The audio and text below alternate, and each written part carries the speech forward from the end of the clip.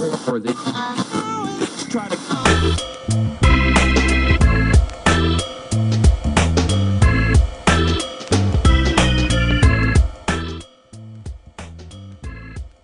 Welcome back to the segment. We're talking here with John Wolffe of Jennco Solutions.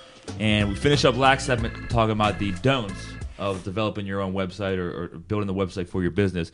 Let's move on to the do's. John, what are some key to-dos that our listeners should be looking into as they start their business and their website for that company? I think the main would be that it needs to flow through all of your content. Your website is your online business card. And it should reflect your business just like your business card does. It should have a look and a feel to it. It should have a texture. I know yours, Brad. I look at your business card, and it's a nice glossy finish. And it shows professionalism. And your site needs to reflect that as well. So the number one thing is the reflection of your site. Sounds good. Yeah. Some of the other things is make your content. Your content is very important. Your word crafting is the most important thing on your site. And the day of, oh my God, this is the most incredible looking website. That's way past. There's so many websites out there that that's not what's going to sell you. What's going to sell you is going to be the verbiage and the content on there. But we were talking, I know we've had this conversation before. You were saying the key is to people get a feel for who you are and what you're about as a result of reviewing your website. Because, I had a couple of people with some of the pictures we have on our website, like right. With the college planning, we have, Belushi from Animal House. And, I had a couple of people going, is that really what you want to be, sort of depicting about college? And I'm like, but that's who we are. We like to have a good time. We have a sense of humor here. And if you don't have a sense of humor, probably the wrong place for you to go to for your wealth management. But, you were talking about word crafting and what have you. How do people get themselves into it? I mean, so a lot of times you were saying you just can't turn over the keys to your developer because sometimes right. he might not get your... Oh yeah. He doesn't. Nobody has the understanding of your business like you do.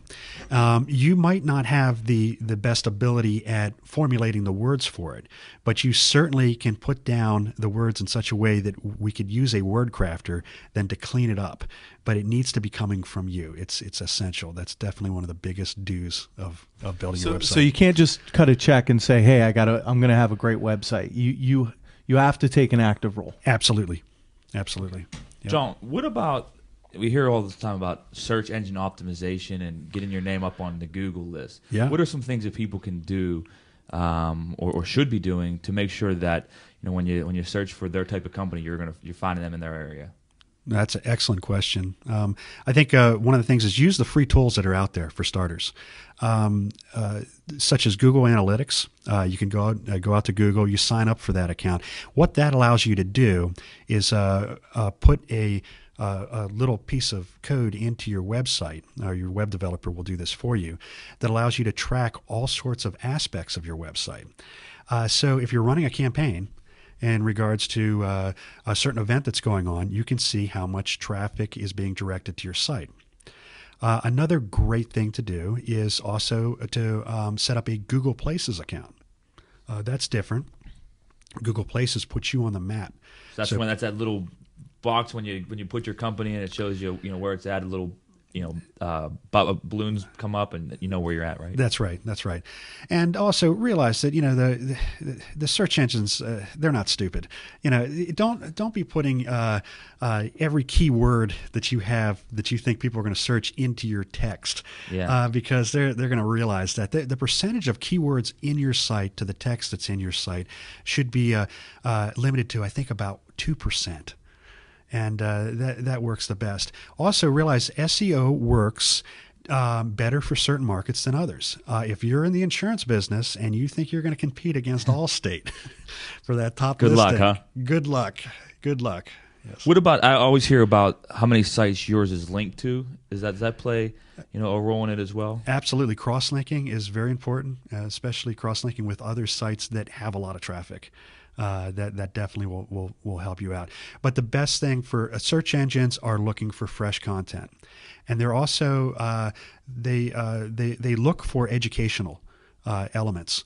So you want to avoid words like sale and things along those lines. You know, you want to be educating, and that definitely drives your rankings. Awesome. John, thank you so much for sharing with us the do's and the don'ts from the standpoint of your website and web development. Folks, as a result of watching this segment, if you have questions around whether it be developing a new website, or if you already have a website and you think it needs a good going over, a refresher, as you said, you need to always be constantly adding new content and what have you if you expect your website to really yield you the dividends it should. Get a hold of John. Great guy, as you can tell just from his demeanor, easygoing, easy to talk to, very knowledgeable. Best place to get a hold of him, mygennco.com, mygennco.com. John Wolffe, thank you so much for your time today going through the do's and the don'ts and how you got to where you are. My pleasure. All right. Thank you very much. Appreciate you watching this episode of the Pittsburgh Business Virgin.